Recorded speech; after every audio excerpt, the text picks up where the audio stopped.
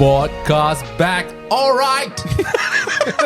At least we're not monetized, so we're not likely to get exactly. Whoa. I didn't say the down. full sentence. Yeah, I think it's 7 seconds of the song. Then you get in trouble. So Well, these days it's pretty good, man. YouTube algorithm is like they catch you with just a little snippet. They're like, hey, wait a minute, where's your rights for that song? I've been like trying to do longer Instagram stuff for like the social medias, and if you do more than 90 seconds, it doesn't the song you add on the background doesn't let you do more than 90 seconds. So I made this I spent ages doing like this reel for there's like stuff in the shop and like the restaurant and everything, and then like an update thing, and then at the end of it I tried to put it together, and the song was only the first 90 seconds, so I had posted it and then had to straight away delete it from the thing. I was like, God damn it. I spent so long. Hey. Do you reckon? Hey. So I know Before we start everything, why? It's just casual talk, Will. I know, but we need to address the problem. Real excited. We're There's back. no problems. We're back We're in the fine. first world. Well, as much as Wangara is the first world. 2 for weeks. us. Why? What happened? What happened? Yeah, 2 weeks is thinking back. 2 weeks is a hectic amount of time. Yeah, Anything can be off.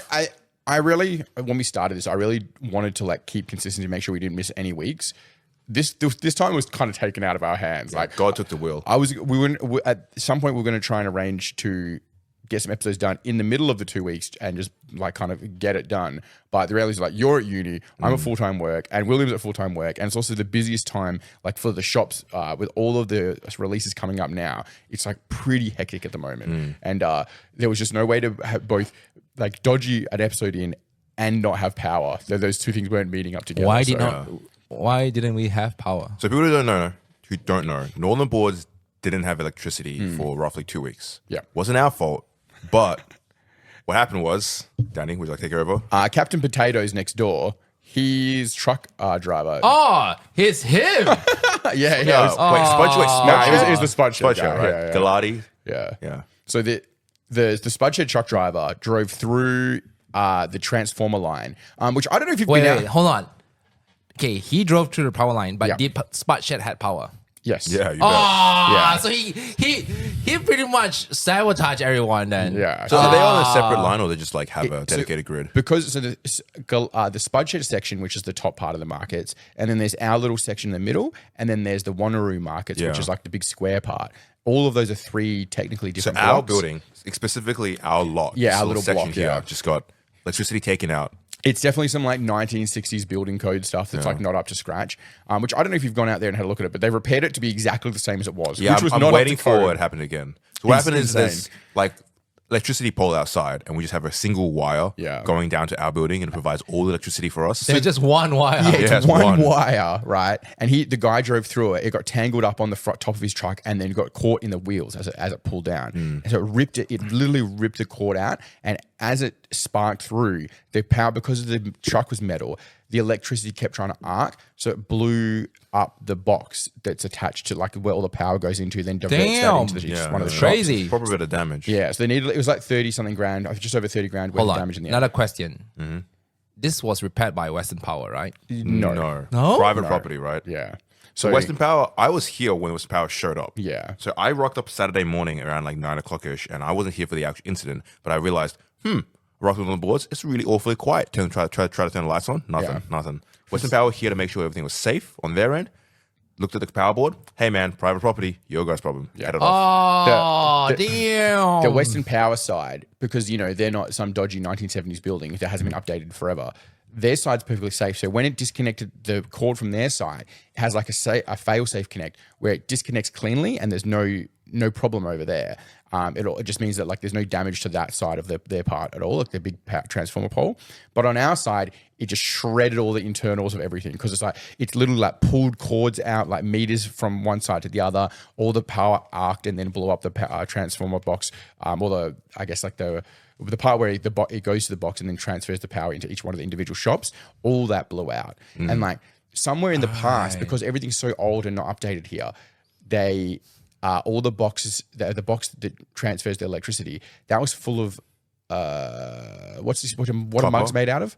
Ceramic. Ceramic. It was all the old ceramic stuff, which Right. is super old. And inside that ceramic stuff was a heap of copper. Somewhere in the past, someone's come through and stolen all the copper out of it. And then when they've repaired it cheaply, then replacing the copper with like cheaper components, right? So it's both not up to code, all the cheapest products possibly in there, and kind of like whoever did the electricity maybe wasn't paid a lot of money to do it, so hasn't done an exceptionally good job. So what you're saying a recipe is for disaster. Yeah, at some point, one thing was going to break one way or another. Right. I thought initially it was a pole fell down, and then like Western Power supposed to fix it, and then Western Power took so like, long to fix when it. I hear and then about, I was like, hey, yeah, we had someone in Western Power who plays here. Oh yeah. I was like, why don't you just ask him? You know, it's funny. I did actually talk to him in the first place because it was like I think that first night off where because I message him just individually every now and again, like we chat to each other. So we already talked about it, which is quite funny. But you listen to the podcast, so he knows who knows who we're talking to. I feel like whenever you see those actual power lines get hit, they get repaired that night. Yeah. Like Western Power is pretty diligent. Well, It's a public it's service. also coming off one of those big poles. That thing, you could probably hit that with a tank and it won't fall over. Like they're real secure. That there was no damage, no lean, no nothing over there. Like it was perfectly fine. Damn. But it took them 2 weeks to fix it. So as always, it's Connor to the rescue. My mate comes through. He's got a generator. We got the power leads from Frostop and stuff like that we've worked with. And we managed to hook all of I went to Bunnings and I bought. I don't like Bunnings. I tried to go to 3 other places, but it didn't work out. So I get that just in case someone tries to knock on the door. Yeah, I just turned the lights off. Just turned the lights off because we had people fucking trying to pull on the door to get in. You heard them? I didn't even notice. Yeah. But yeah, so we went over to Bunnings and stuff like that and grabbed a bunch of like building site lights and we hooked them all up to the generator. And from there, it was like probably Thursday or Friday because it was supposed to be Thursday onwards because we already closed for 2 days. Yeah. We closed for 3 days, sorry. Monday through to Wednesday. But I'm really surprised that so many people came down as well. Yeah, it was honestly... It was a packed night. Like people were still willing to come through despite, the challenges, and people still wanted to play games and support us as well. Yeah. A big showing for that one was actually... It happened on a Saturday. You know what you should do? You should just capitalize on it, like make it like a camping We did board a little game. bit. Yeah, night, we did like you know? that. Yeah. I wanted to go buy like a little tea tree, there's like LED candles and put them on each one of things, but I just never, it was a real busy time. And then outside you put like a Barbie and something like that and fired it up. Yeah, like we had a fire pig on. Camping boards Camping for 2 boards, weeks. yeah. The Limited edition. If you thought you weren't slumming it before. and probably could print some t-shirts. because we were hit by it on Saturday, and then the Saturday we fortunately didn't have any like massive events on, so we kind of just just push on forward through Saturday. It was a bit hectic. It was a bit like impromptu. I had my laptop a on lot me. of customers in here with like their torch lights on their camera trying looking to at products. trying to look at things with their phone lights.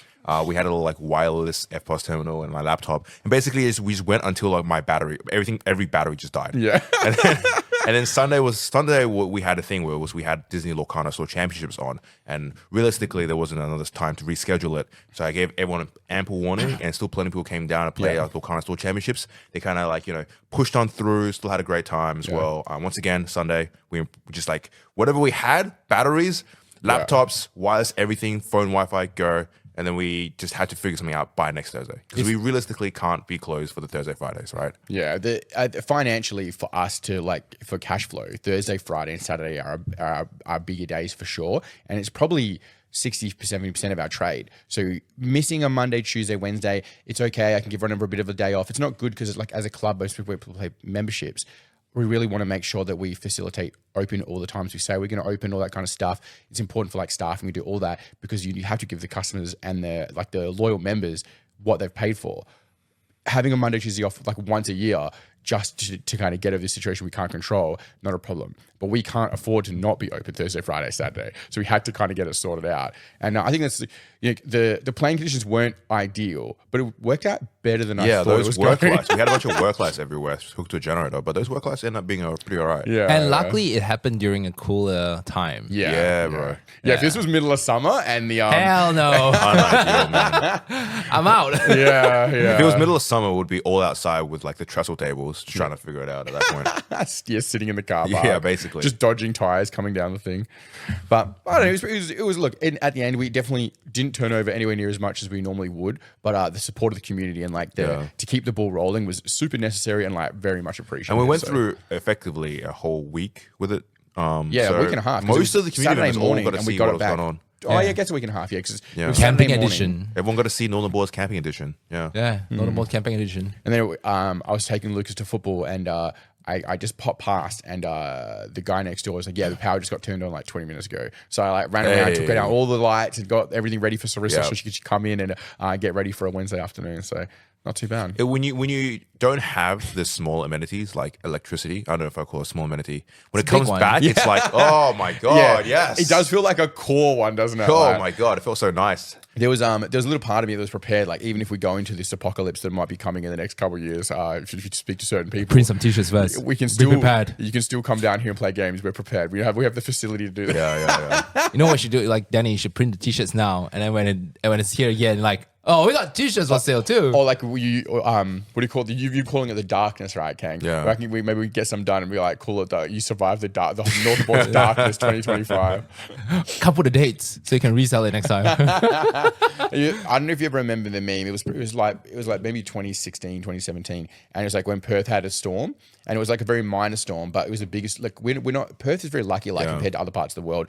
We have very little, like we have no earthquakes, no like. Oh, we do have earthquakes. Not very often though. Like we're very far from the equator line. No. Like I think we do have like tremors, but not like earthquake. Yeah. Compared to other places, it's very low. Yeah. Like Imagine going to like places that get real earthquake. You know, Japan, be like, oh yeah, we got tremors. And Japan's like, what the fuck are you guys talking about? Yeah, like the tectonic plate that like WA sits over, we're really far from the edges. We're like basically in the middle. Yeah, so it's like we're really safe in that regard. We get no like I don't think we've ever had like We don't get a lot. We don't get crazy wind. Yeah, in recorded history, there's like no tsunamis, no nothings. We get a little bit of flooding, but nowhere near compared to other places. Yeah. Anyway, in this 2017, there was like a storm, and it was big for us, and it was all over the news. But the rest of Australia memed us, and it was like a picture of a outdoor deck chair had fallen over, and it's like, oh, Perth survived, the apocalypse storm. And it's like, I like to think this is this. We can have maybe do one where it's like the pictures like of a light turned off, and it's like, we survived. We survived the darkness. So. It was a real proper like old school basement feel with people playing Magic the Gathering by like a lamplight. Yeah.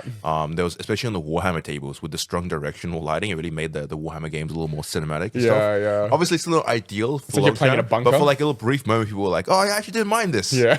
So maybe once a month we can do the darkness. Meanwhile, I'm walking out battle. every now and again, checking for the gasoline. The generator's still going. Everything's all good. So yeah, it was like Connor it was actually worked out really well. We had like a little Honda generator, and it was just a camping one. Supposed to run an entire shop on it. And it was a cheaper version of generator, but generator is really expensive. It's still a couple $1,000s, right? So we're a little worried about it getting stolen. So I chained it up to a piece of equipment out the side, and I said to Connor, I was like, how do we check how much fuel's in there? He's like, you don't. You just look down the hole. So like as an unexperienced camper, I'm just going out there constantly like looking down at a fuel hole. I'm like, I can see liquid, so I think we're good. just think we're good. Don't put a lighter on it. Yeah. I want to see how. I'll see what's the gauge on it.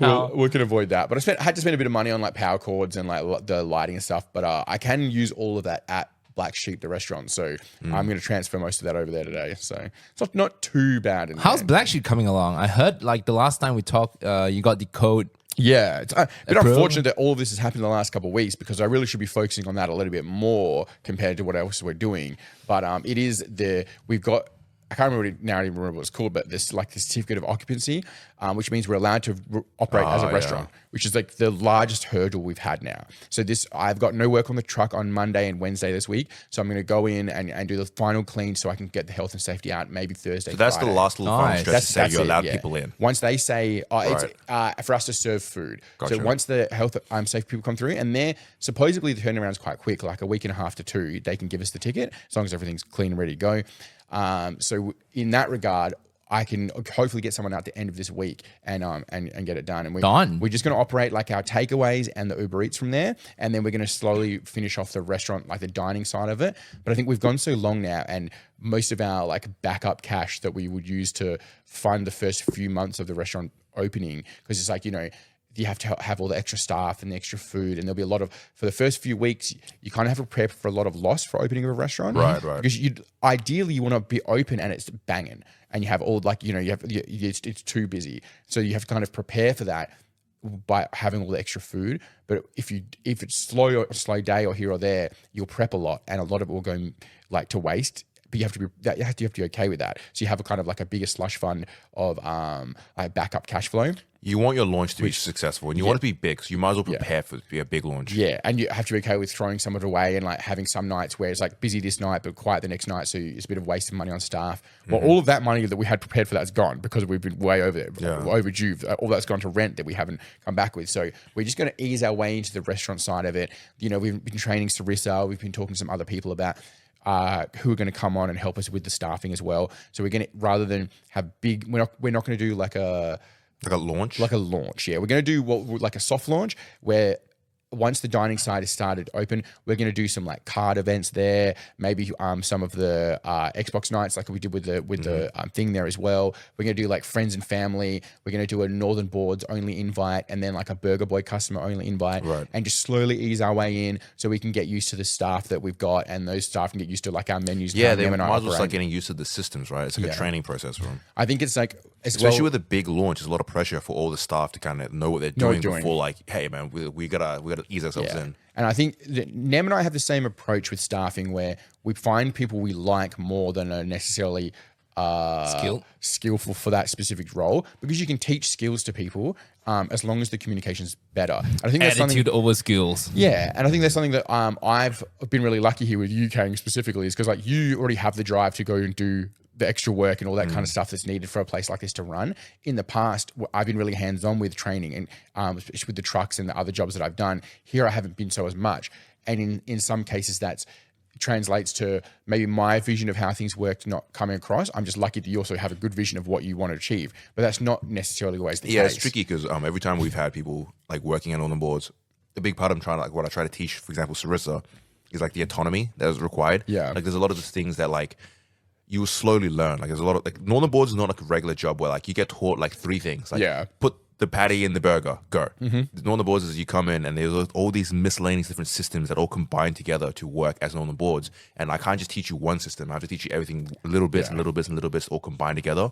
And for Sarissa, who doesn't really play hobbies, it's been a big struggle for her because she doesn't have the contextual knowledge. When I tell her to sort cards, I have to be like, these are the literal things you're looking for, rather than someone just plays Magic knows what a rare and mythic is. Absolutely, yeah. And there's all these little systems that work together, plus a lot of autonomy. Because like, it's really easy for Northern Boards for someone to just come in, turn the lights on, and sit down, and that's like, that's my job, right? My retail job is I just sit here and sell things, but that's not the case. It's not the case at all. For a retail business to work, you have so many back end things you have to worry about and make sure you're on top of as well. Absolutely, I think for the customer, you look at you sitting behind a desk and you just like take the drinks and the food orders and like pay for all the miniatures you buy. But like there's an incredible amount of extra work of going in. And when I've described it to my like little group of like business friends that I get together and we talk about like how we're doing and like you know, just like a little chin wags, I describe it far more as like a project manager or like a home builder, because as a like when you're building a home and you're like the project manager or like the builder, you have to know about plumbing and plastering and bricklaying and concreting, all the different things. You don't have to know them all perfectly well, but you have to know about each thing enough that if the concreter comes to you and says, oh, it's not the right temperature to lay the slab today, or it's going to rain, or the plasterer comes to you and is like, hey, the bricklayer's done this and now it's going to mess up the plastering. They don't need to be an expert at plastering, but they do definitely need to know enough about each individual thing, like 60, 70% of how that thing works, so that you can have a communication back with the people that come in. So you can coordinate. Yeah, and that's what really like your role here ends up being like, Kang, is like, whereas like you need to know at least enough about Warhammer 40K that when someone asks you like to order this thing or like, is this thing coming up soon? It's like you can say yes or no. And about Magic, because I think we'll find with Sarissa, because she has never played any of the games before, she doesn't know the rules and stuff like that. And I don't think it definitely helps. It makes, it's kind of like what's the minimum requirement of like knowing which Magic sets are coming out and how to price them up and like when products are, how to buy products in, I guess, as well. And then there's what you bring to the table, Kang, is all that knowledge about the game itself as well. And like, you know more about the hobbies than I do at this stage. It's like, I find there's a few messages I've got to reply to from yesterday. There's Alan who plays One Piece and he's been asked to order some decks. I have no idea what those are. And there's another guy wants something for when it's a 40K thing, and I'm gonna have to go look up what that 40K thing is so that I can work out when it's coming out, because I'm looking at it, I'm like, I have no idea. But it does make the big difference of like you being at uni And like me full-time working, I'm juggling like a mental load, right? Yeah. I juggle how much resources I can allocate to each thing. It's like an RTS game. So I got so much energy to Upgrade your RAMs. I got to download more RAM. I think that's one of those things is like, and this isn't like a side hustle. Like this is a proper business and people are spending money here and supporting us. And that's why we always appreciate everyone's patience because our general customer kind of understands the dynamics. Like we're very forthright. Like people know Kang's at uni. People know like I communicate as much as I can about how busy we are outside of here. Like this podcast is a big part of it as well.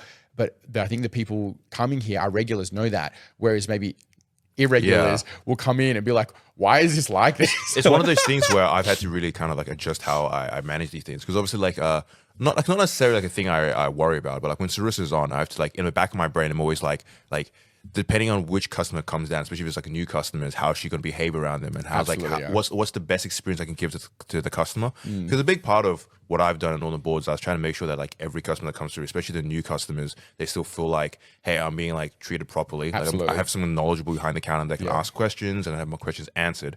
I had a recent moment actually that was really interesting that like kind of opened my eyes to how like other like hobby shops like Good Games operate, like big franchise stores. I was at Good Games Cannington and I was down to buy a Tundra, like the dual land, right? And it's a fairly sizable card. It's about a $500 something card, right? And I was talking to the guy behind the counter, and I could immediately tell he was fairly green. Like he was pretty new to the grand scheme of things. Like he knew Magic the Gathering, but he didn't really understand Magic the Gathering, right? Yeah. And I told him, hey, can I have a look at the Tundra? He was like, whoa, $500 card, and he was like real stunned by it. He's like, he's still like very young to it. Yeah. And this whole thing of like, I got talking to him, and I was like, well, is there a way I can negotiate for the price? And normally, whenever you get to any of these high ticket items, it's pretty normal to negotiate the pricing on any of these things, right? And I've done it before as well. And he's one of those things where like, oh, I can't really do it because I don't have the manager around and stuff like that. But like in the back of my mind, I'm like, oh man. And on the boards, because it's like so much of it is like me being behind the counter, I'll be immediately able to be like, I can negotiate with you and I can just we can talk. So, and it's just like this is how these other businesses work, where like you don't necessarily have a customized experience, right? You do have to be a little more patient with like, hey, you got to come back at a different time if you want to talk about prices and negotiate and stuff. Yeah.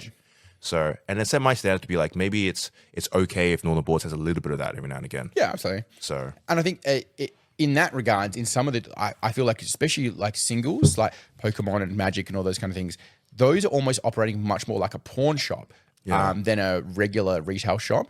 And that's okay for, like, I know especially some of those big pawn shops like a Cash Converters or, like City of Gold and stuff, they'll have to have a manager sign off on a certain discounts and sales, and even just certain sales for things anyway. What happens a lot of the time is if you're going to go buy like a quite expensive like gold jewelry from like Cash Converters and you want a discount, you have the discussion.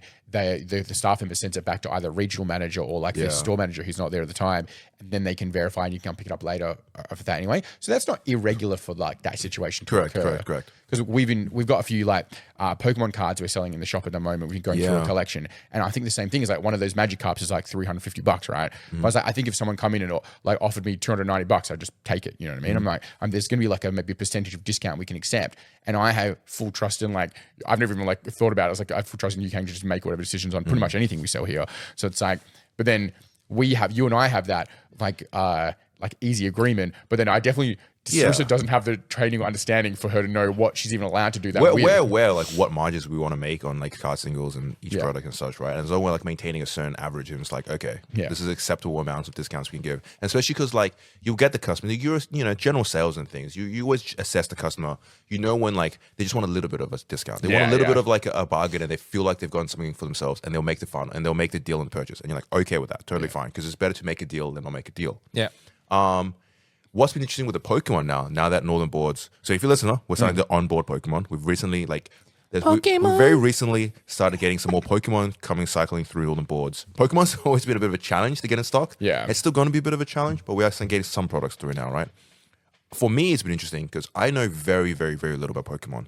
I've never really dabbled in Pokemon. So for me, this is like my reverse situation now. Well, I'm the Sarissa now. Yeah. I'm starting to learn. We're all the Sarissa. Exactly right. It's like I'm the new staff member, and I'm trying to figure out what's going on with Pokemon. So I've started to do like little bits of research and trying to figure out what is going on. Very simple. Pokemon is just sealed is better than singles. Yeah. Pretty much.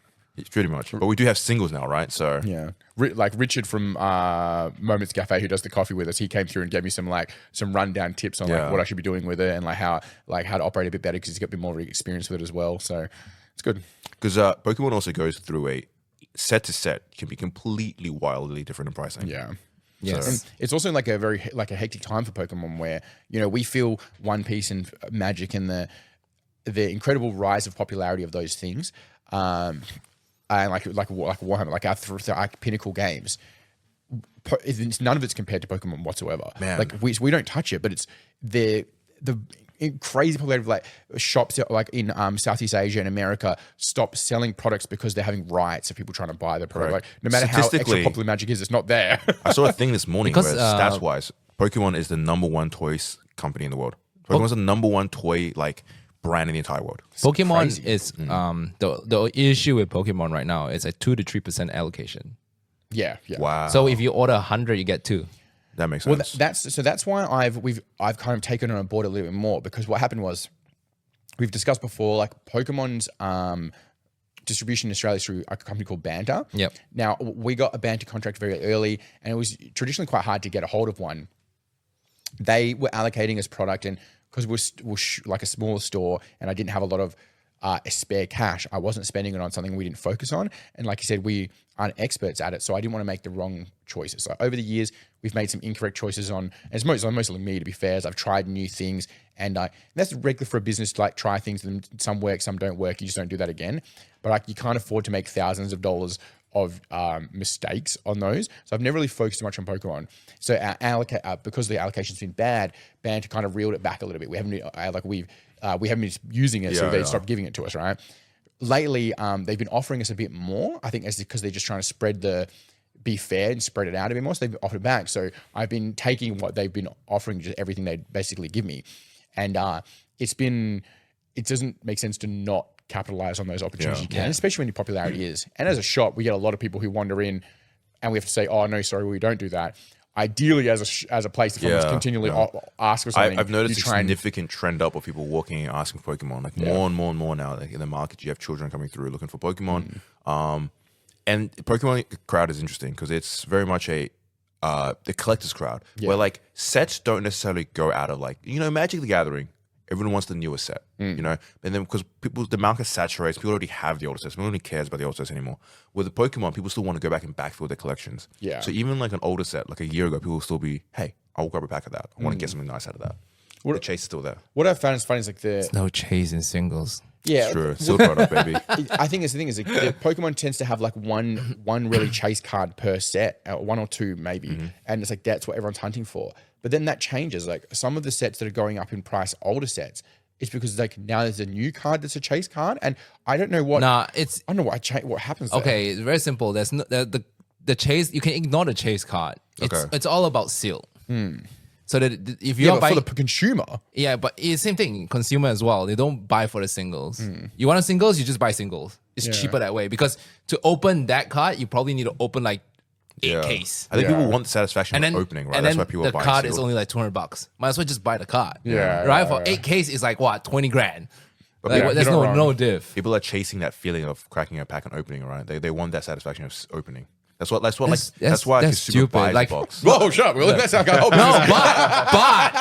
but seal is a different story. So buying it sealed and keeping it sealed is Pokemon. There's definitely I'm not in like the Pokemon sphere, so I don't get marketed Pokemon. Like I don't have Instagram, I don't have. We YouTube. are now. We've just said it in front of our phones. We just said 15 times. Yeah, exactly right. I was like, some Pokemon ads. TikTok, like, but there's definitely cracking 200 packs there's of definitely a prismatic super evolutions. strong like advertisement push in like Instagram and TikTok. I imagine it's aimed at children as well. Yeah, because there's a culture around like people going out and cracking packs. What I am on is like fitness on Instagram, right? And I'll have like randomly some dude who be like cracking a pack of Pokemon and then benching the weight of the Pokemon. What? Yeah. That's amazing. And then there's definitely a huge culture, because I've seen people like, I feel like DJs like in the middle of like DJ shows cracking packs of Pokemon. It's like a cultural thing now of like people going out and like, they want to crack Steve packs. Aoki. Exactly. Pokemon now is like into that like mainstream appeal, because there's YouTubers and influencers all hyping around Pokemon. Yeah, and I imagine a big part of that is advertised towards children too. You know what's funny is like you talk about the DJ thing. There's a guy I follow, and he's been building Lego sets while he's been doing his DJ thing, which is fucking. I think mental. doing quirky things now is like the trend, right? Yeah. You want to be like a or just that relatable. bleed of like nerd culture into just regular culture. Correct, You know what I mean? So pretty. The I had a definitely aimed towards like a big marketing aim towards children as well. I had a really interesting one where it was a while back. I had a kid come through, and I imagine he's been watching YouTube videos of people trading up their cards. And he came to me and he was like, "Oh, do you trade in Pokemon cards? I have these Pokemon cards. I'm trying to like do the challenge where like you start from like a cheap Pokemon card and you trade all the way up to like something rare and chase." Yeah, And I was yeah. like, I really appreciate your entrepreneurship, young kid. And I just gave him a bunch of like random Pokemon chaff. And I'm like, interesting. I'm gonna like somewhere out there. Some dude's doing that, and like the kids are like, I can be that as well. Yeah. At least that's more of a positive, outreach from like the YouTube that you could possibly be getting. So It's definitely better than I just want to buy things. It's Yeah. better like I want to try and take my thing and turn it into a thing. it's a challenge in there that you like at least work towards. And having the commute, I think that kid will probably be a good salesman in the future because having the communal awareness to like ask someone for something is like a big part of like business and getting you have to kind of get over the hurdle of the nervousness of asking for things. Correct. Because business only works by He asking was quite and young. being Like, okay with no's. I'm you probably know? talking like 9 years old, right? Yeah, like, you know. And then like most of the time when you have your kids that young, it's the parents that speak on behalf of them. But he just walked in and like his parents were outside and he was just doing his own thing. What a trade up. But he was like, he was definitely like getting like, it's really good. It was really cool to see as a parent, like encouraging your kid to kind of like develop the social skills. Really like get super young. So how did it get feel comfortable. trading his Pokemon cards for your car? Was it? Yeah, exactly. I handed him my keys and I was like, I want that Charizard. Do you remember that classic? Like it was like I was probably in high school when this happened. The guy who he eventually he started with a paperclip and he slowly traded his way up to like a yacht or something. I A always, house. A house, I was always it? feel like those it's got to be either 1 in a million chance, like you're an actual godlike salesman, or there's just a little bit of like scamming there. There's a little bit of like fudging the numbers for the video. I don't think it's. I feel like if you're the first one who did it, Yeah. you probably could. Yeah, you could because you could also get on the hype as like the media Yeah, started the to get hype, yeah. around it. The second Someone- one, probably I, scam. I had a lot of that hit my feed around that like 2014 Wolf of Wall Street era when everyone was trying to be like Jordan Belfort. It was like sell me this pen kind of thing. Yeah. and I was like, if everyone's trying to do it, no one's actually getting there. I had a like short stint into the corporate world for about 5 years, and while still doing all the trucks and everything else, and I got given that fucking sell the pen thing like 3 or 4 times, and I was like, to me in my mind, I instantly knew this was someone I didn't want to deal with, Yeah. because their entire Persona. like personality was just YouTube reels or Instagram reels. You know what I mean? Like they don't know what they're talking about. They're watching other things and regurgitating nonsense. And I was like, this is crazy. Tell me the You pen. know exactly that like dude, bro, Wolf of Wall Street guy. He's Yeah. like, all right, I'm gonna figure it out. I was like- like, all right, dude. In my mind, I'm like, I'm trying to talk numbers and get like business done. And they're like, how would you sell me the pen? And I was like, what the fuck are we talking about?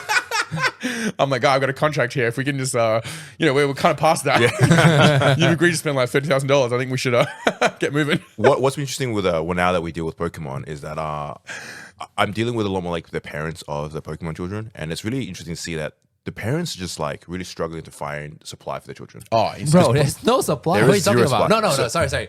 I want to rephrase that. There is a lot of supplies. Yeah. At It's the just price all that getting you don't scalped. want. Pokemon company also keeps threatening to reprint things and not doing it. Like they keep saying they're going to reprint things. I don't know if that's part of the tactic to help like stem the pricing, but they last couple sets they've said they're going to reprint, and then the reprint's been so minor. It's like the same as when they're with the list cards for Magic, and they count as a reprint, but it's fucking not because they put like 4 cards into circulation. The Pokemon's doing the same thing where the reprint's so minor, it just doesn't touch the costing at all. So Yeah. So it's every time like I get parents asking me a lot of questions about these kind of things, and I just have to explain to them, hey man, like this Pokemon card game thing is really heavily marketed towards children, but adults are the ones buying it, right? Like you got videos out of Walmart in America of dudes rushing in to grab boxes out of the pallet as it's being dropped down. my favorite is like those cardboard displays you get like at post offices. Oh, or yeah, whatever. yeah. And it's like a tall, maybe 1.5 meters, 2 meters display, and you have like kind of it's a stand up one, and all the cards slot into it or the display. And there's a guy picked it up and he's hitting another guy with it, and you're like, what has the world come to? Because in any other business, any other retail thing, you should be able to just go there and buy the thing. If I wanted to buy a TV, I just go to JB Hi-Fi, I buy the TV. You can't do that with card games because card games are not like that. I also think it's Hype. It's where I don't know what we're in a weird stage of the world because you have like on the northeast part of the world, there's real issues like all through the Middle East and like Russia and Ukraine and stuff. There's so much going on. Politically, people can't figure that shit out. Yeah, and then on the Western front, it's just all crazy Pokemon. nonsense. like Final Fantasy. It's like hyper capitalist. I saw a stat in a Facebook group which has like ex-staff members for Games Workshop people, right? Games Workshop now makes more than the entire up. Yeah, the sales are so high. The Games Workshop itself makes more money than the entire British fishing industry. Yeah. So the British industry They're a real part of the GDP. They're issuing 20 million bonus payout. 20 million pounds. No, Did you see how $27 million bonus to all the employees around the world. But this is where good corporate speak gets you away with a lot of things, right? Just because they're giving away $27 million doesn't mean that a CEO isn't getting $13 million of that. No. So have they listed how they're giving it out? So usually Games Workshop, what they do is very, very fair. Everybody gets a same slice of cake. Is that's definitely true? That's how it works. I'm okay with that. That's how it works from day one. From GW's bonuses. I'm actually really glad to hear that. It's like the one like plus bonus. Like when I say everyone, yeah. Everyone, the person in the cafeteria, the person cleaning the floors, everyone. I do like bonus. the picture of the CEO also getting the same $200 gift card. Yeah, be like, ooh. But the thing is, the difference. Okay, you have to understand. The CEO has shares. Yeah. All right, it's different. Success of his company is part of his. He's a stakeholder. He doesn't care about the bonus. Yeah, he cares about the price of the share. I think it was an Amazon company. I can't remember if it was Audible or whoever it was. They got caught up in that kind of thing a few years ago where they announced they were giving everyone like this huge amount of like money. And it was a huge amount of money they allocated to bonuses for the year. But if you looked into it, they'd actually fired like 1,000 people the month before the bonuses were like given out. And a huge amount of the bonuses went to like top management personnel. And then everyone kind of like percentages down into like to the lower staff. That happened to the GoPro company. Oh, did it? Do you know how GoPro? So like for G Dubs, right? So as much as a lot of people hate them for like stuff, they don't lay off. They never lay off during COVID. Yeah, that's true. They never lay off during. But they also were doing very well during COVID. I know, but they never laid off. Like even like Microsoft did very well. They laid off too. Yeah, like, because of a AI lot of and stuff, right? because of it was looking. GW did very well. About maybe a third of the way in, but every company took a massive loss to begin with, and a lot of companies preemptively culled staff like through the thing because it's interesting because thought it was going to be bad. Usually, a publicly traded company like GW is like beholden to doing certain things like other corporate would, but like I guess they kind of just stay true. Yeah. But anyway, onto what I was saying, the GoPro company is like terribly mismanaged. GoPro is a household name. When you're thinking like action cameras, you think GoPro. But apparently now GoPro is like going through some turbulent times and they might be seeking bankruptcy or whatever. Really? Because the CEO is like a massive knobhead who like takes he's like paid out massively out of the company, right? So something like the GoPro CEO gets paid more than the Google CEO. Damn. Being a significantly smaller company. Really? Yeah, because he was just taking all the money out, siphoning all the money out of the GoPro company. And like GoPro is such a household name, they have such a strong control of the market. And now there's more competition in the market, and their recent lines of cameras haven't been succeeding. I did some research to it. Yeah, apparently they're not doing great. Crazy. So, but there's I think it's just in the hobby sphere is so nuts. Like, do you know, guys? You might know this. Do you know what a jelly cat is? Yes. Like the little soft toy. So I applied because we've been selling more plushies and stuff like that, and I'd love to go back down and do the. But it's so expensive though. Yeah, they are. But I was looking into like maybe doing the vending machines like down back in the markets again, just like putting something in there, sell some of the pop vinyls and the plushies and these jelly cat things in there. So I was looking to them, and like we're talking about the Labubus yesterday as well. It's the same kind of vein. When we looked up the Labubus for being a distributor for them and their company, they have an online form that you apply to be as a distributor. The form had crashed on their website because it said that it's been used too many times and the form's like shut down. And people want to cash in, man. People want to get in that business. And the Jellycats company, I'm working with a distributor from them already with some other stuff. So I'm going to buy a bit of stuff from them and see if they'll give me because like we applied for distribution, they gave it to me, and then you separately apply for the jelly cats as like a secondary thing, and they're like, no, we've got too many people taking them at the moment, so you go on a wait list, and then we'll assess what you can buy, and so I've gone on for that as well, but I also over east, like with the Pokemon stores were all getting robbed. Now the jelly cat stores are all getting robbed. Damn. So it's like people are like smashing their cars in the front of like little post offices essentially, and just raiding all the jelly I cats. see this as like, if anyone doesn't know, they're like little soft toys, like premium versions of soft toys. they're super collectible. They're like the Beanie Babies of this current generation. Yeah, I guess so. Yeah, Right. And there's a rabbit that they make. Squishables are big like that as And well. every baby I've been interacted with in the past probably 10 years has had one of these little rabbits. Like it's very, very common. Yes. Lucas had at least one or two of them.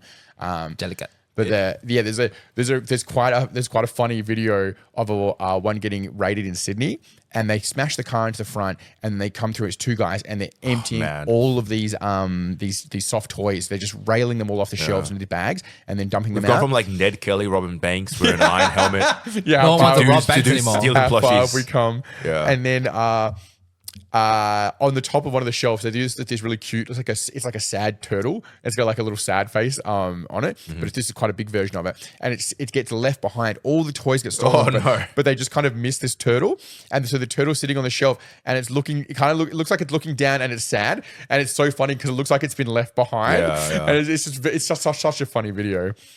The talking about like stores and like just retail like hobby businesses getting jacked. I see videos now of like people trying to steal from GW as well.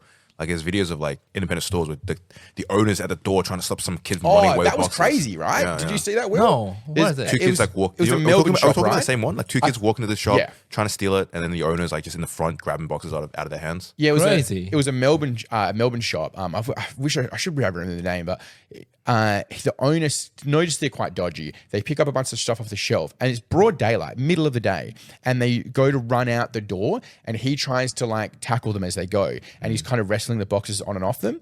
They kind of fall through the door, and then a passerby helps them. Helps them get some of the boxes back. They made away with a few boxes, but they managed to get the majority of the stuff they'd stolen back. But it's broad daylight, just grabbing and running out of the shop. It's with pretty Warhammer. normal. It's fucking mental. I guess It's very normal. But I've seen twice. But I feel like it used to people be way more walking normal. out with full trolleys of like groceries and stuff. Yeah, But I feel like that's more normal very in common those now. sectors. But you need those to feed your children. You don't fucking need Warhammer. Nobody needs Warhammer. Yeah. And that's when people complain about the prices. I agree. The prices are insane, but you shouldn't be making bad life choices to buy Warhammer over But Kmart food or though, rent. why do you walk out with Kmart too?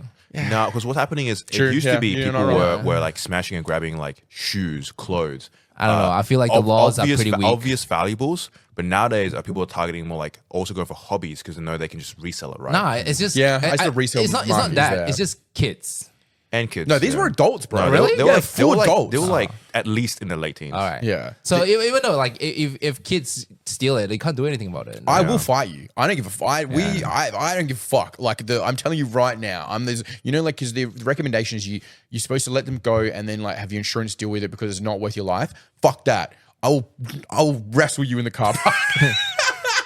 I'm not dealing with that shit at all. Yeah. Like we've discussed it a few times. Like, I've caught people trying to steal things here, and I'm like not having a bar of that. There's no because it just sets a bad example, and I'm not going to become the guy where People go after you. You just expect, you're like, oh, it's okay, and I think that's the Yes. Woolworths' problem, right? Yes. And Woolworths is Woolworths. They're making billions of dollars off it anyway, so there's a bit of meme there to like. Yeah, feed celery from them. here and there is not going to hurt their back. Yeah, I'm not too concerned about them. But for us, if somebody no. steals a $350 box from us, or even a $100 I just don't box, understand, right? it's Why, margin, man? Why beef up the security so much and let people steal stuff? Yeah. You know what I'm saying? Like, think they have cameras optics all. and Because contracts, a right? lot of people get nerved out of like doing it. Then Like, it's the same as like I just don't the understand. bags, the machines weigh everything before like when you scan your own product and then it goes onto the bottom thing, it weighs it.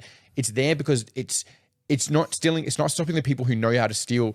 It's stopping the average person All being right. like, oh, let me give you a scenario, free right? can or whatever. So I fuel up at 7-Eleven because it's cheaper, right? So 7-Eleven has this. Yeah, the it's like, Berg. There's no way. No. Burger's too far from me. Yeah, fair. Yeah, so it's not fair. Not reasonable. I've derailed him. All right. So in the 7-Eleven app, there's something called scan and pay. So you can just go around 7-Eleven and then scan the stuff that you want and then just walk out. You didn't even have to. What? You don't even have to go to the Interact with counter. Are you serious? Yeah, it goes through your app. So am I stealing stuff? Like it's so dodgy though. So it feels like you're stealing. I was just scanning in my phone and I just walked out. I'm like, Do the staff look at you or anything? I was just like, show the phone. I don't know. It's paid. Maybe you look like a guy Convenience who's store not... clocks are not getting paid enough to care. I don't know. sure. But But 7-Eleven's a franchise, so somebody owns that. Yeah, a lot somebody of owns that, A lot of the people I just think own the work there. Own it. all these big massive companies have definitely done the numbers, they've crunched numbers, and they know like the population of people that go out and steal is probably like less than 2%. Yeah. Probably like less than 1% of people actually go out and steal things. So- It's got to be more now. From Woolies, I think nowadays more Yeah. for sure. But they've definitely weighted up and being like, well, we're making this much and we have acceptable losses of this much. We just have to be like, it's all right. Yeah. That's why so many shops, and like that's why I'm super jealous of you, William, with Eternal Magic. Like you don't have to deal with any of that. Everything, people go to the website, they buy it, you send it to them. There's no mismatch there. Oh, you know what I mean? yeah. I think I just told Kang the other day, someone did a chargeback to me. Really? So, well, your I first did time? contact that just first time. So I contacted that person. Like this is his second purchase, so it's not a high risk order or whatever. So I contacted him like, hey, what do you charge back? And then he replied like, oh, I misused a credit card, and my parents thought he used his parents' credit card. So the parents thought it was a fraudulent So the charge. parents did it, yeah. And then they couldn't reverse the chargeback. So what he did was, I just have to accept the chargeback, and he pays me the full amount plus the chargeback fee. Wait, there's a chargeback fee? Yeah, it's $25. What the fuck? That's It's On all- you or on you It's on as a me. merchant? Like if you receive like on your website, like you know what payment gateway to use?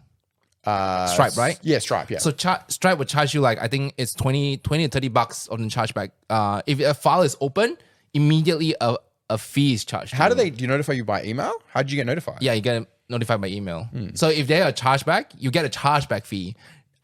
Like that's on you. It charges to you because Gross. yeah. That's, So- but if you're doing if you're a big place and you're doing, I don't know, you're like a Card Kingdom or something, Yeah. right? You're doing thousands of transactions.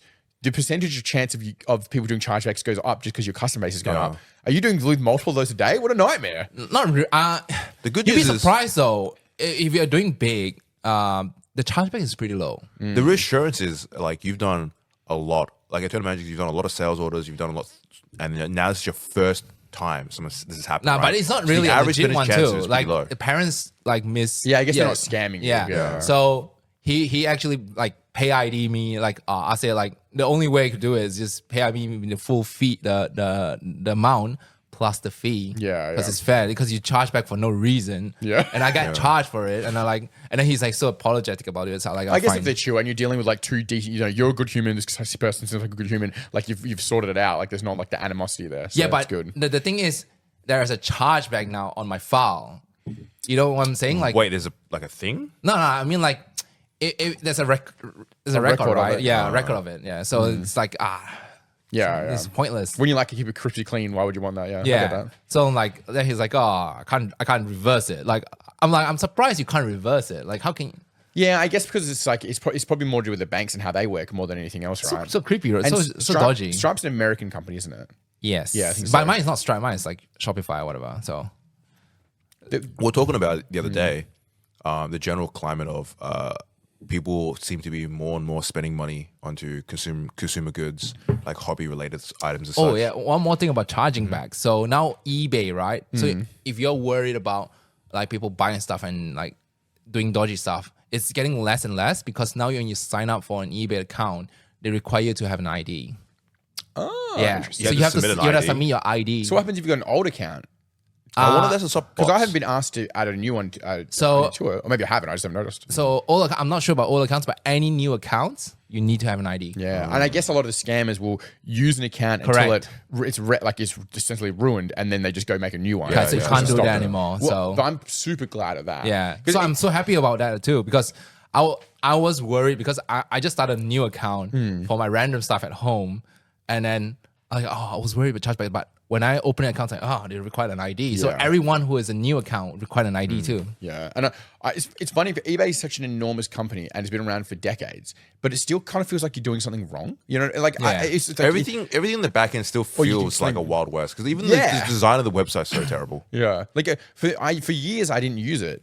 for special like cards or anything, because I was always worried, what if they didn't send it to me? Yeah. I was like, there was always this question in my mind of like, what if they didn't? But it's like, I don't know why I thought that. Like, it's a proper business. And now with eBay, right, it's pretty good because pretty good for sellers too. So I have a couple of cases where the mail got lost, and because I used the eBay payments or whatever, they reimburse me and reimburse the buyer. Both. That's cool. I guess it's But because you incentivizing you to use their system, correct, right? So as long Does as the buyer your have to pay conditions for- is met, Is the no. buyer like paying for insurance? No, there's no like that? insurance. It's just that it states that the mail has just not stopped tracking, but you have a trackable thing. Yeah. So and then like you have done your part. Yeah, And yeah. everybody done their part, and we waited that long.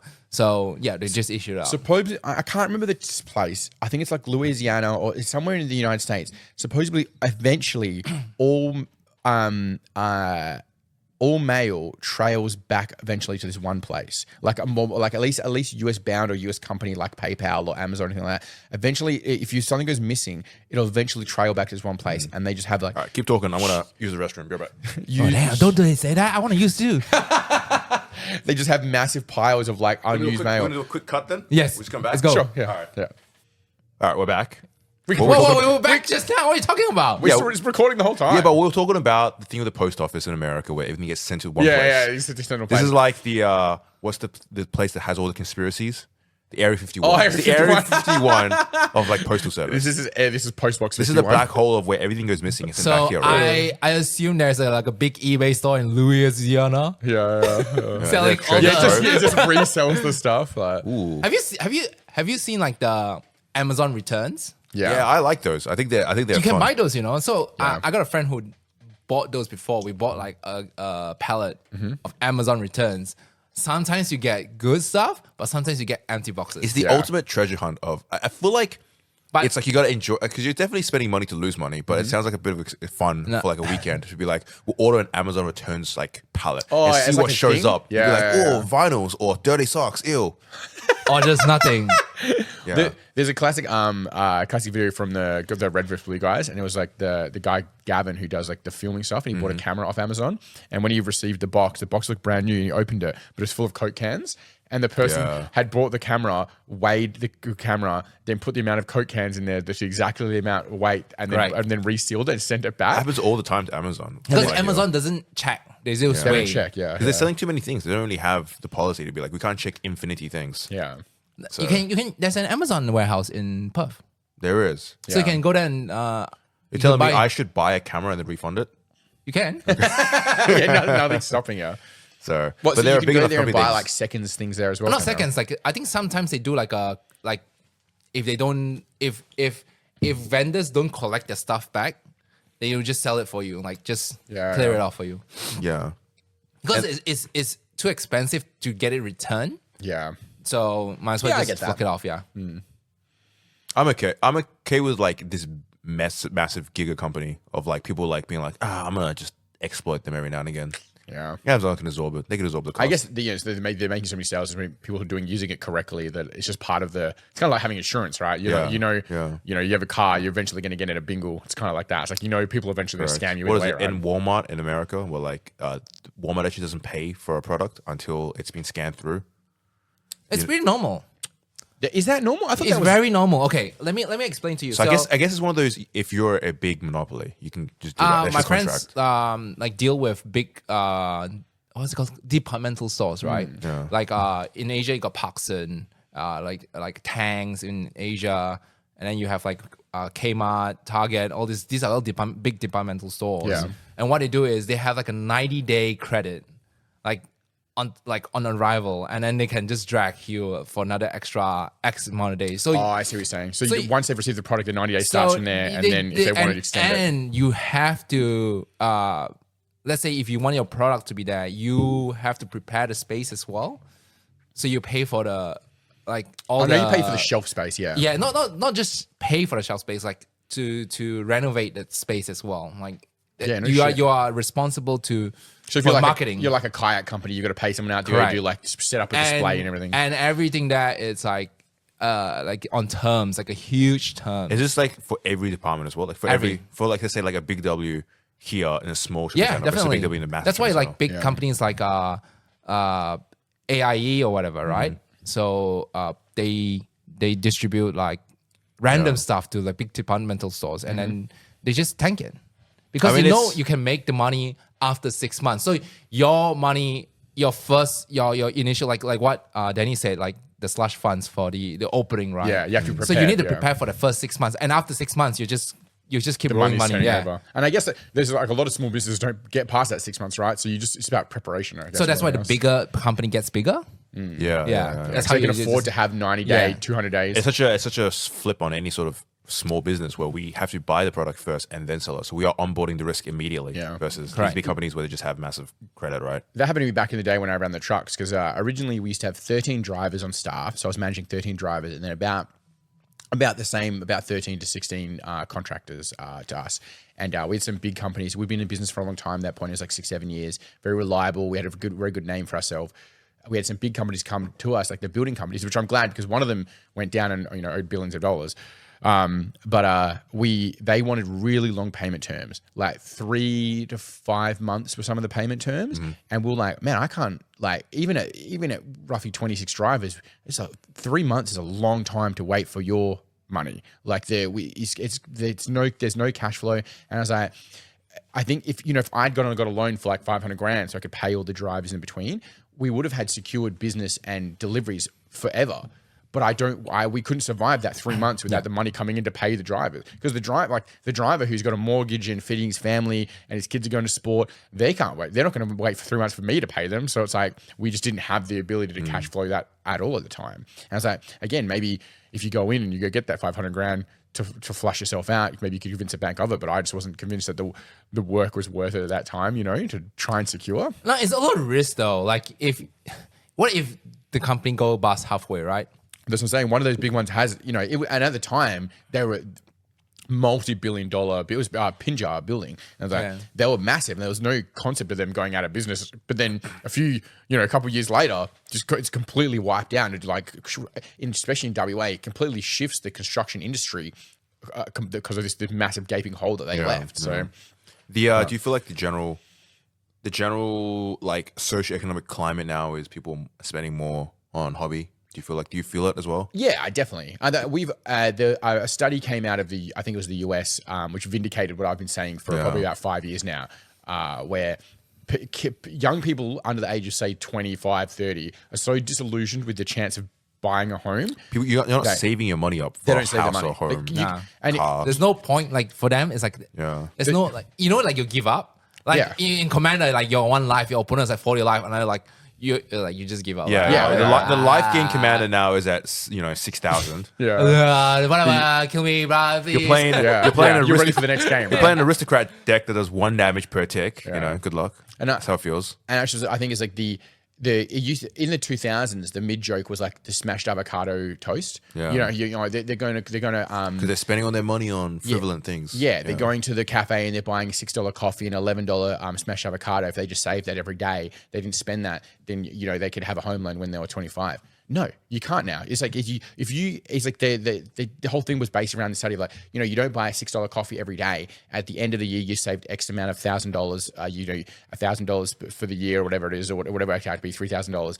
And then you save that up over the next 10 years. You still don't have enough money for a deposit. You've deprived yourself of a tiny little joy once, like 3 to 5 times a week, every week for 5 of your years of your life. You still are nowhere near close to getting a deposit, and so you have to save 30%, 40% of your wage. But people are spending 50 to 60% on their rent. So there's no equivalent there. I don't think it's about savings now. It's about having another family member. No, another side gig.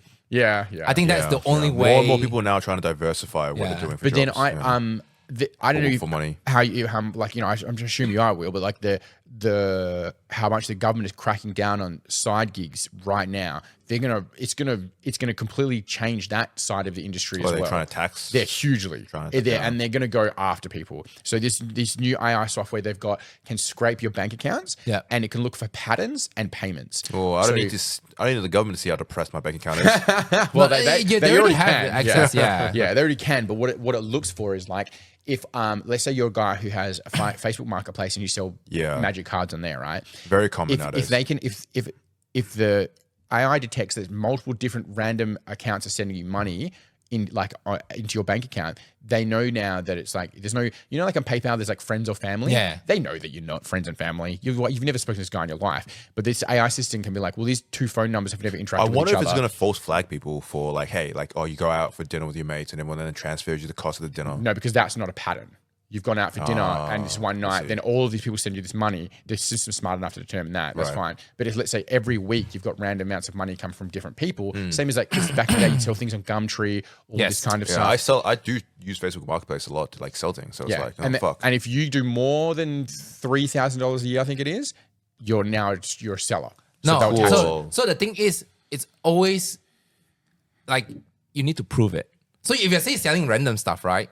Yeah. So if you can prove, like your Facebook market, you have like I'm selling history, my TV. like You your know what I mean? TV. You're not doing that every week though. Yeah. No. Like I'm just saying, like if you total up to 3K and they caught up with you and they're just selling your furniture, adds up with this, like I'm changing up the looks of it, then yes, as long as you can prove it. Yeah. But no one can prove it. That's the problem. The lady that was like talking about it from the ATO. What they're saying is like, if you start selling, like you've got a magic collection at home and you sell your magic collection, that's your product. You're allowed, you own it. You're allowed to sell whatever you want. But then if you go, all right, well, and now I'm making pretty good money, so I'm going to buy some other people's magic cards. And they're talking about furniture. Because there's a difference between like you're going down in asset value versus like you're trying to increase asset value. It's like, well, now you're buying it in and then you're selling it. It's like, well, that's a business now. And now you're going to get taxed on it. The same as if you we might have some staff who work casually and then you pay them $100 a week or $200 a week. If you do that every single week, they're going to tax that person as an income. So you don't have to declare before because back in the day you just pay them cash. Yeah, but a lot of people don't. Thank God the government is taxing dudes trying to sell their TVs. Versus, that's everything else that needs to be taxed. That's what it's a bit like. Is like because the reduction of the use of cash is obviously at the lowest it's ever been. Yeah. And then a lot of people need the cash is no good because you need it in your bank account to be able to like pay bills and like debit your rent coming out or whatever. So it's like you transfer it to them. But then if that happens every week or even every 3 weeks, the system's really good. Even if it's every 3rd week, you're doing a shift at like a pub or something. Yeah. The government can see that and they're going to tax you for that. And it's like, it's rough. Average Joe over there is like, man, I'm just trying to afford a house. It's more about you have to now be mindful about how this all operates and be like prepared to have to maybe pay a bit more tax at the end of the year. You still need to do that side hustle. You're 100% correct to live comfortably. But you have to be prepared that you might owe tax back at the end of the year. Gross. So. I think in the future people just go barter. Hey, I'm gonna work. You pay me this amount. But free food. We're going back to trading. Actual trading. I was like, I'm going to do a shift at the restaurant once a week, every week, but I want you to be able to make a lasagna that I can take home to my kids. You know what I mean? Like, I want a meal prep, please. Yeah, 100%. Going back to the whole like people spending more money on hobby and such, it's like what I'm noticing more and more in young people, especially like even people going into their 30s now, where you have the people aren't really buying homes, right? You just have your rent, and as long as you can afford your rent and you can afford your bills, every other part of your weekly salary can go towards like expendable income. Yeah. And people are very happy to not save that money anymore. Be like, I'm just going to spend it on things I enjoy. Yeah.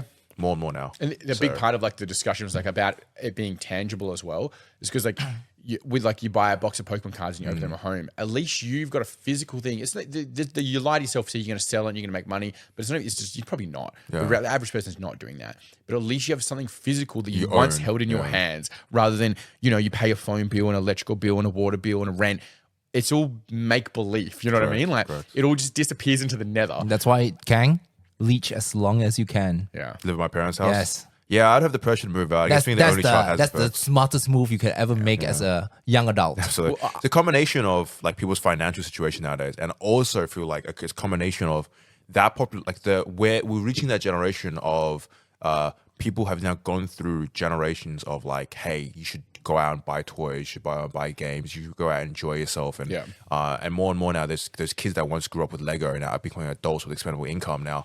More and more people now want to go out and buy things and they couldn't buy as a kid. And then marketing now so heavily marketed towards you should go and buy these things. The buy nostalgia these things. kick. Yeah. But also marketing now is so subtle, but everything now is go out and consumerism. You should buy clothes, buy these things, buy these nice things, buy these nice things. Because I feel like I was definitely fortunate to have gone through a childhood where I wasn't exposed to the internet that it is nowadays. Oh, when the yeah. internet was still super, super young, Yeah. the internet was kind of a wild west, people just doing things now. But now the internet is just a massive tool for advertisement and marketing. And now people are barraged. Like, you can't go a moment now without getting advertising.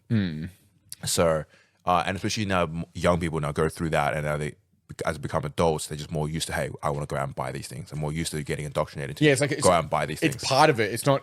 It's you can't get away without it. You know what I mean? Yeah. And that's. I think it's hard. It's like we do the same thing here, where we sell cards and Eternal and Northern Boards. We both sell products, but at least the products we sell lead to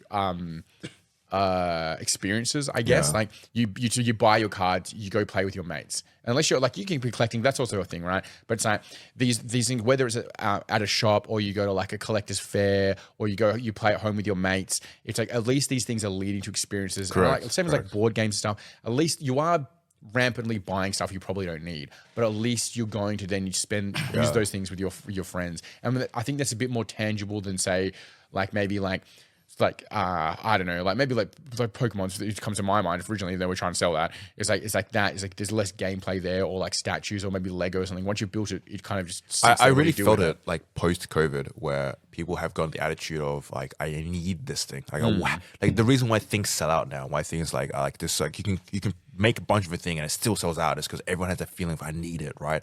An recent example is the Nintendo Switch 2. Yeah. Where I've talked to people, even some of my friends, they're like, oh man, I need to go buy the new Switch 2. And I'm like, do you have to? I actually look at VR that day, like, should I save and they'll complain about like, oh, I hate that it costs $800 or whatever, but they'll still go out and buy it. I'm like, you don't have to buy these things. You don't have to buy it. And But now people's mentalities now, you just do have to. Like, I want it, I have to go get it. well, it's also part of like the FOMO part of like so much of it's constructed around if you don't buy it when they tell you have to buy it, you're going to miss out for a long time as well. Correct. And I think the worst part is the buy now, pay later shit. Yeah. I hate it. Don't do it. I really Instant recommend Listeners, people don't use do it. Yeah. Instant gratification is such a. I've had a downward few spiral. discussions with people lately about it here because what's the one that we have? Is it Pay or Afterpay? Afterpay. Afterpay takes 7% from the shop, and people don't realize that. And the 7% fucking heaps of the percent, man. Some things we barely make 7% margin on, and it's like scraping 7% from what's there. Most of the transaction companies already take 3%. I'm guessing that's where they come up with the 7%. So you're getting taxed 10%, which is, everyone talks about like tax. It's like, yeah, you'll get it back, but you as a business, you don't really get it back. You just get a bit of a discount on your tax at the end of the year of what you pay. So that 10% doesn't exist.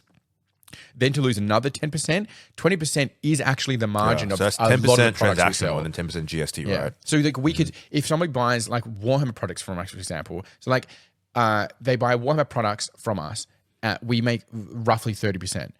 We have that's 10% margin. So we sell a $150 box of miniatures. We've made $14, $15 by the end of all those transaction fees. If you use both like an Afterpay and tax, it's crazy. Yeah, crazy. That's why I don't do Afterpay. And I don't like. I've noticed a lot of like social media people like talking about it as if it's like a regular thing. Like, oh, they buy from this website because they do Afterpay. I wonder if it's I hate that example. I wonder if they it's an give to American people. culture thing coming through, because I know it's No, massive. it's growing in Asia as well. Yeah. Because you know what they're doing now? But credit, like the whole like credit, like buying thing on credit, feels like an American it's just- culture that's coming this way At least now. credit cards had to be approved for people. This just they just give it to Nah, you. like what's it called? The buy now, pay later. Like they're doing it for concerts as well now.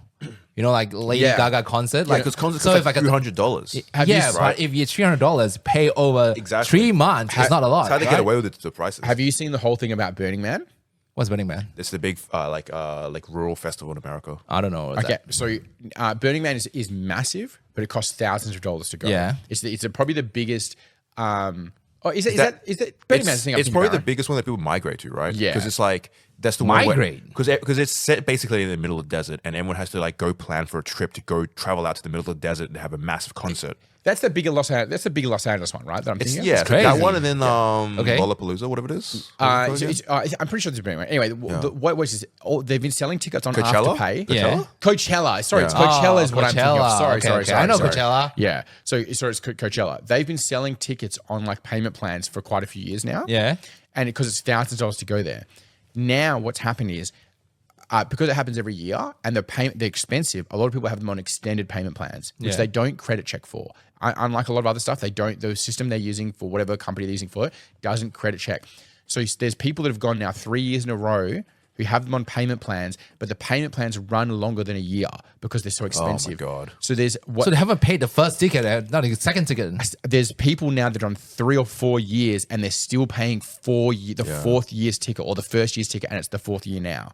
So they're talking about how the entire industry of Coachella is on a massive credit debt ball because these people that are going every year are still paying off tickets from 3 to 4 years before. You know what's the funny thing? Like a lot of people goes to these concerts, right? So I read their experiences, like, oh, it's a once in a lifetime thing. My life has changed. Yeah. Blah blah blah. I'm like, how our life has changed if you're on that? It's called or mushrooms whatever. they fucking took. I was like, Well, but it's my generation and maybe one generation back, if you couldn't afford a thing, you'd just be like, all right. yeah. Sorry about it. You just But- complain about being a rich person thing, and that's okay. Yeah. And then and our generation down from me, like the younger kids, it's like, oh, I have to go to Coachella. Yeah. Well, I'm going to go into debt to go to Coachella because I have to go. Why not? Well, everyone else is going. I have to go. There's this huge kind of studies being done on it because the entire industry is now running on credit debt. Yeah. Where But you see that shift Yeah, in but the thing you is, see I that don't- shift in cultural mentality, right? No. Of like kids The nowadays. funny thing also, is, how have many to years do can it these keep things. going? Because if they're 3-4 years behind, eventually those people go bankrupt. They can't go back. Yeah. Like they physically won't have the They're a ability. product of their own hubris. Yeah. Right? the one thing is, I don't understand how a concert could change your life. I get it. I get it. Especially Like if you're a how? young person and it's a big experience for you because you never Like what? There's only so many finite chances. I don't know how these experience like in logic. It's probably just a lot of drugs and a lot of sex. No. Forget that. Like just like let's say take a Taylor Swift concert for Sure. example, right? How is that life? But that's different from like Coachella because Coachella is a whole festival. It's like summer break. No. for I'm everyone. just talking about like people saying like experiences from concerts. I can defend that in a certain way. Okay. When I was younger and I went to like the sound waves and stuff like that. Right. They formatively changed like how I appreciated music and experienced it. And I don't know if it changed my life, but it definitely made me appreciate music in a new way. Yeah. And when you're younger and you have like different hormones in your body and things affect you differently emotionally. Correct. I definitely appreciate the fact that Right. those things But- do make a formative difference. I'm like, I would say that okay. Let's put it in another situation. Like Soundwave was, I would say, affordable. Oh yeah, it's crazy when you think about how different it is. Yeah, so I'm talking about like paying. I mean, yes, I definitely think like a Taylor Swift concert will be really nice if I can go. Yeah. But not at X amount, right? No, you're not absolutely as right. like $2,000 because flights, accommodation, plus the concert tickets is gonna cost you $2,000. Yeah. Right. At least. Yeah. So I'm okay if it's like in Perth. Like if I pay $250 for a ticket, fine. I think that's fine. Yeah, but for yeah. $2,000. Yeah, I don't you're know. right. You're like how much it's all well and good at being a formative experience and changing how like the friend like it's like the friendships you make and the things that they really can cement certain things about you. It's kind of Correct. like when people do like like the Kokoda Trail or something. Yeah. It's that Yeah. same thing as like it's less about the thing and more about you achieving it and you like getting through it and the people you're with. It's like some people look at it as like if for different people it's different things, but I can definitely understand how people would like appreciate the understand, music. yeah. part of it. Your life is But- built upon the experiences you have. So for someone to have like a big experience, it can be like But a I mean, significant portion of if their life. you can afford it, I think it's fine. That's the big but part. if you're of not, affording it. but if you're like on the what's it called? The cusp, right? No, like The fence. Yeah, on the fence, like you're just living through and you're just burning through. I think I don't think it's the experience is worth it. These things about the paying part, the credit companies is in the past, if you couldn't afford it, you just got to figure out a way to afford it, right? Like work extra job, maybe right? you'll try and like sell a couple of your stuff or work a second Correct. gig. Maybe Yeah. take a loan from your parents, but you know you have to pay your parents back. With these credit companies, you get it now and you worry about it later. Yeah, and then yeah. worry about it later. Hey. plus It's like they- it's too It's easy. it's too easy now. It's too easy. They got you. It's crazy. I tried it once, like just for like Yeah. I get paid, like try to pay it off. But I was looking at it like, it's not interest free. It is say interest free, but you still have to pay the administration fee. Yeah. So I'm like, that's not worth it then, because let's say if I buy a net loss. $50 item, the admin fee is like $3. It's a high percentage. Some of them operate like credit cards where they offer you really good deals. And if you stick to the rules, they can be really beneficial. Like sometimes JB Hi-Fi will have like, if you buy this coffee machine, using that, right? Through that, they get then a you get a discount, cashback. Yeah, quite a bit of discount. I do So that. But that's if you through follow that the exact private thing, company, right? That's through themselves. yeah, it's like No, but- what you do is you just buy it off and then just pay it off. yeah, but it's like it works like a credit card. Like if you Yeah. follow the exact way a credit card works, you actually have this lot of benefits to be had. But most people don't. They fuck it up. They miss payments. They overuse the credit card on things they don't need. Then that's where all the If you want to bad use part this kind of comes thing, in. you just have to buy it, get the cash back, and then pay off the whole thing, and then you're done. Yeah. But like again, but then it's there. It's Yeah. the apps on your phone and the accounts already made. You're like, oh, I'll buy this with it. It's like you don't need Nah, to. delete it. Yeah. I'll open a new one after. Yeah, but you're a fiscally responsible adult. Because it affects your loan. Like if I want to apply for a loan, it affects you. Yeah. And So I close everything. Do you reckon these online credit, like the Afterpay and ZipPay, do they reach like a real world credit? some scores? things when the credit check runs, it sees that there. Some will affect. I wonder you, some how they won't. check everything. No, they're very surface level. Yeah. Very surface level. So they won't Because know. They won't know want you to about like spend. they won't know about your underlying debts then. Doesn't matter because they can send a collection company towards you, so it's fine. That's true. So Yeah. if someone doesn't have like, I don't know, collection agents coming after them and they went for a car loan through a bank and your real life credit score is fine, but secretly they have thousands of dollars of afterpay debt. No, they'll be able to see that. No, They they can can see see that. They can see that. Like for a loan, like proper loan, they can see it. The system is like super robust. They can see everything. That's crazy. Because once you put in your driving license, they can check it. That's crazy. From doing business for so long, like they can see everything. Like I have multiple ATO profiles because I've run multiple businesses. So like if at each one of the businesses you have like an attachment, and it's like they can see everything I've done, and every time we discuss it, and they can see they can just see in your bank account at all times. It's the level of access is very strong, and it's important. That's why they want to make. They don't want to go cashless. Yeah. Well, it makes sense. Yeah. And it's like it's not like because crypto is like the secret backend people don't Yes. know about. yeah, but they can also see those wallets as well. Did you see that? Did you see the federal police officer who got in trouble recently? What about? In like between 2010 and 2016, I can't remember the year, he stole $20,000 worth of Bitcoin from, I think it was from people that were being investigated by the federal police or whatever. For whatever reason, they were being investigated. Some people were doing illegal stuff like bikies and things. Other people were just regular people that had been mismatched and nothing ever happened to them. But this guy was quite savvy with technology, and he stole something in range of $22,000 worth of Bitcoin then. Yeah. Now it's worth millions and millions of dollars, hundreds of millions of dollars, like the transfer across, right? So the government is paying out, I think, $3 million worth of losses to people that both that were stolen from and didn't end up getting Return? no, what's it called? When you get Reimbursed? they did nothing. They didn't do anything illegal of the government. I mean, acquitted. Yeah. They essentially weren't. Lucas calling me. I can't stop it. What's going on here? They're acquitted of the crime. What do you call it when you're not Not guilty? Yeah, not guilty. Yeah, they're found not guilty. Jesus. When they're found not guilty of anything, so the government's reimbursing them millions, like up to $3 million worth to these people, right? It's tax free. I don't know. Boy, But can you imagine? it's $3 million to the hundreds of millions of dollars of worth of these Bitcoin now the government's holding because the government's is confiscated from the federal police officer who's obviously now in jail, whatever. My crazy conspiracy theory is that the government most government agencies around the world actually hold massive amounts of crypto value. Yeah, probably.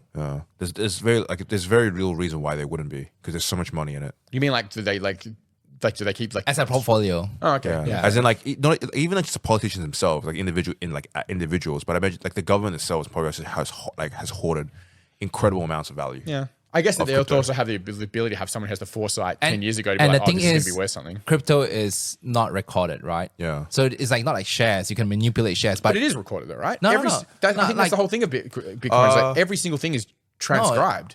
You can see, from wallet to wallet, you can see every single transaction it's ever done. correct. But you could, it's But not you don't know recorded like necessarily shares. who has it. Sure. Yeah, I'm just saying that Yeah. it's not like shares. Oh, I guess it's you connected know to a that- wallet, but that yeah. wallet doesn't Correct. necessarily The whole connect to a point of person. the blockchain is that you can verify every single every single credit. You can verify every single Bitcoin that exists.